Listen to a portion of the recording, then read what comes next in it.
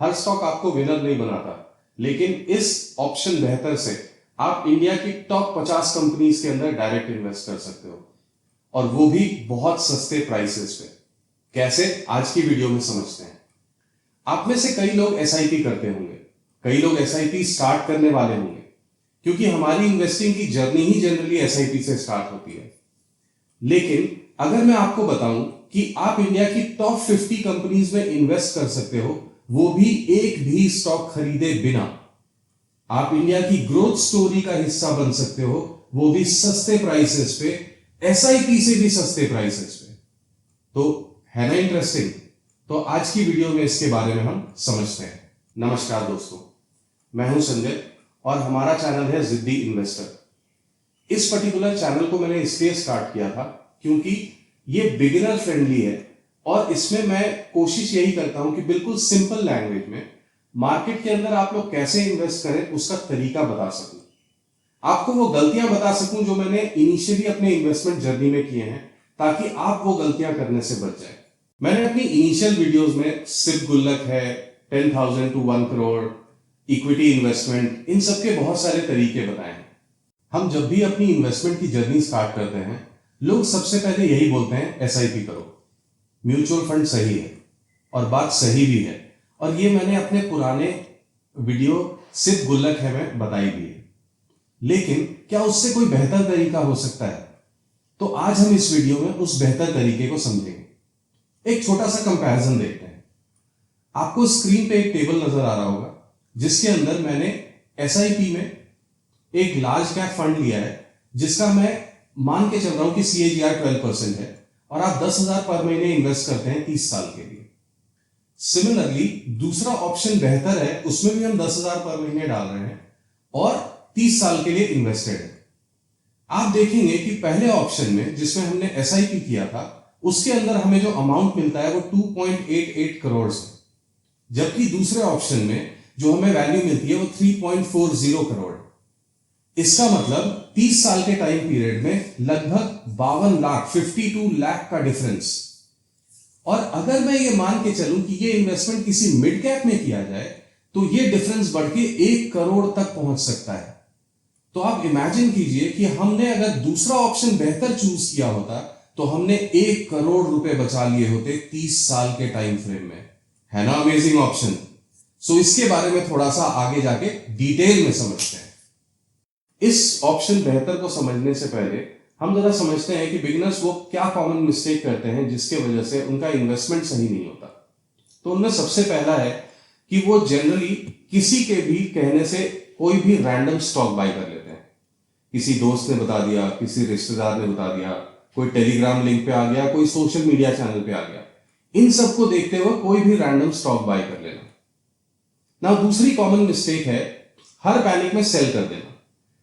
Since आपने किसी particular stock के बारे में बिल्कुल अच्छे से पढ़ा नहीं है, कोई रिसर्च नहीं की, कोई डिटेल नहीं जाना, ना कंपनी का फंडामेंटल पता है, ना कंपनी का बिजनेस, तो ऐसे में जब वो स्टॉक 10-12% करेक्ट होता है, तो हमारा उसमें कॉन्फिडेंस हिल जाता है और हम उसको बेच के लॉस बुक कर लेते हैं।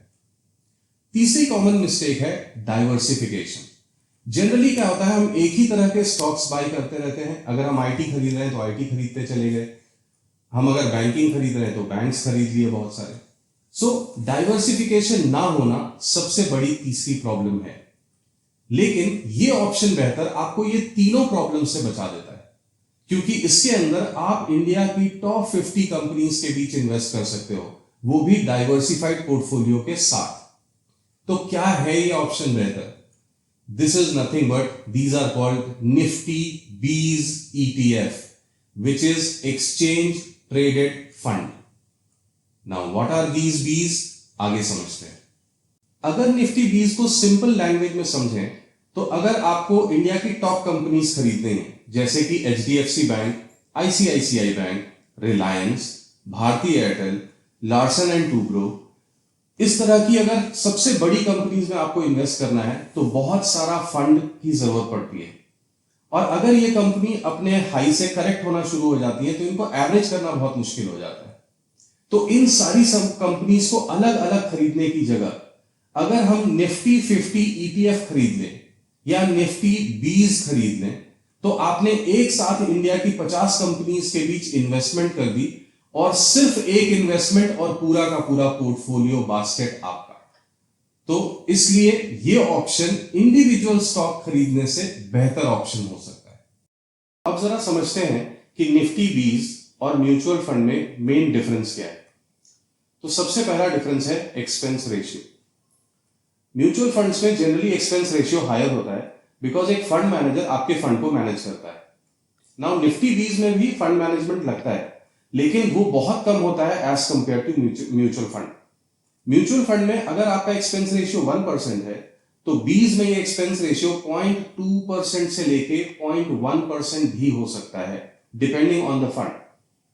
नाउ ये छोटे टाइम फ्रेम में पता नहीं चलता, बट लॉन्ग टर्म में जब कंपाउंडिंग होती है तो आपका जो अमाउंट है, जैसा कि हमने पहले एग्जांपल में देखा था, बहुत ज्यादा वेरी कर जाता है। म्यूचुअल फंड को जब आप बेचते हैं एक साल से पहले तो there is exit load of 1%, लेकिन निफ्टी 20 को आप कभी भी बेच सकते हैं, उसमें कोई एग्जिट लोड नहीं लगता। तो अगर कोई इमरजेंसी फंड की जरूरत हो गई और मुझे 3 या 6 महीने में पैसा निकालना पड़ गया तो मुझे कोई एग्जिट लोड नहीं देना पड़ेगा। Second option is fund manager risk. Mutual fund में फंड मैनेजर्स कई बार चेंज होते रहते हैं, कई बार उनकी स्ट्रैटेजी चेंज होती रहती है, जिसकी वजह से उनके रिटर्न्स वेरी करते हैं। अगर आप अलग अलग म्यूचुअल फंड को अलग अलग टाइम फ्रेम में देखेंगे तो 3 साल में अगर आप देखेंगे तो लार्ज कैप में ही कोई और फंड विनर है, जबकि 5 साल में कोई और फंड विनर हो जाता है और 10 इयर्स में कोई और विनर हो जाता है। ऑल्दो उनमें डिफरेंस जनरली 0.5, 1% या 1.5% का ही होता है, but still there is some difference with the strategies and with the fund managers thought processes।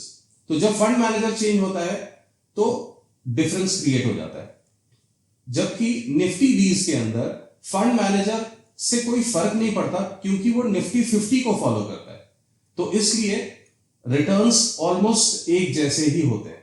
Now तीसरा डिफरेंस है ट्रांसपेरेंसी। म्यूचुअल फंड में जनरली जो पोर्टफोलियो होता है, कई बार हिडन पोर्टफोलियो होते हैं, कई बार वो पोर्टफोलियो हर क्वार्टरली आपको शेयर करते हैं, जबकि निफ्टी 20 के अंदर पोर्टफोलियो ट्रांसपेरेंट होता है। उसके अंदर जो कंपनीज का जो रेशियो है वो फिक्स रहता है और इस वजह से रिटर्न पता चलते हैं, जबकि म्यूचुअल फंड में पोर्टफोलियोज चेंज होते हैं और क्वार्टरली अगर आपको अपडेट भी किए जाए तो आपको जाकर उसको चेक करना पड़ता है, जो जनरली ऐसा पॉसिबल नहीं हो पाता। The fourth difference is diversification. Nifty 20 के अंदर सेक्टोरल 20 भी आते हैं। आप अपना पैसा सिर्फ 20 खरीद के अलग अलग कंपनीज में डाइवर्सिफाई कर सकते हैं। अगर आपको 10 लाख का पोर्टफोलियो बनाना है तो आप 1 लाख के 5 अलग अलग 20 ले लीजिए। सेक्टोरल 20 के बारे में मैं अगली वीडियो में आपसे डिस्कस करूंगा। नाउ पांचवा डिफरेंस और सबसे important one, you can buy it any time as shares. Suppose आज मार्केट 2% क्रैश हो गई और सेम डे 330 तक रिकवर भी हो गई। जिस समय मार्केट क्रैश हुई आप उसी समय निफ्टी 20 खरीद सकते हो, उसकी रियल टाइम प्राइसिंग होती है, जबकि म्यूचुअल फंड में आप डे एंड पे जो एनएवी होती है उसी पे आप बाय कर सकते हो। तो इस तरह से मार्केट की वोलेटिलिटी का फायदा उठा सकते हो अगर आप एक एक्टिव इन्वेस्टर हो। मोर ओवर, अगर मुझे कभी भी फंड की इमीडिएट रिक्वायरमेंट हो तो मैं निफ्टी 20 को कभी भी बेच सकता हूं और इतनी फ्लेक्सिबिलिटी आपको म्यूचुअल फंड या एसआईपी में नहीं मिलती। अब सवाल यह आता है, क्या म्यूचुअल फंड गलत है? क्या 20 ही ठीक है और एसआईपी करना गलत है? बिल्कुल नहीं, मैंने ऐसा यहां बिल्कुल नहीं कहा और मैंने पहले भी बताया है, सिर्फ गुल्लक है, सिर्फ एक डिसिप्लिन है, जबकि निफ्टी 20 उससे थोड़ा सा बेहतर है। अगर कोई डीमैट अकाउंट नहीं खुलवाना चाहता तो भी एसआईपी कर सकता है, और अगर कोई चाहता है कि अपने आप ऑटोमेटिकली उसके बैंक से पैसा कट जाए बिना उसकी इन्वॉल्वमेंट के और बिल्कुल दिमाग नहीं लगाना चाहता स्टॉक मार्केट के अंदर, तो उसके लिए एसआईपी बेहतर है। लेकिन जैसा कि हमने देखा 25-30 साल में 50 लाख का डिफरेंस। अगर आप एक एक्टिव इन्वेस्टर हो और आपके पास डीमैट अकाउंट है या आप डीमैट अकाउंट खोल के आप उसको एक्टिवली मैनेज कर सकते हो, तो मेरे ख्याल में निफ्टी 20 एसआईपी से थोड़ा सा बेहतर है। आप रिटर्न परफेक्ट प्रोडक्ट से नहीं बल्कि परफेक्ट डिसिप्लिन से बनाते हैं। लंबे टाइम तक इन्वेस्टेड रहिए, जिद्दी इन्वेस्टर बनिए, अच्छे प्रोडक्ट्स लीजिए और इन्वेस्टेड रहें फॉर वेरी लॉन्ग होराइजन। अगर आपको आज कुछ नया सीखने को मिला तो आप लाइक कीजिए, सब्सक्राइब कीजिए, शेयर भी कीजिए।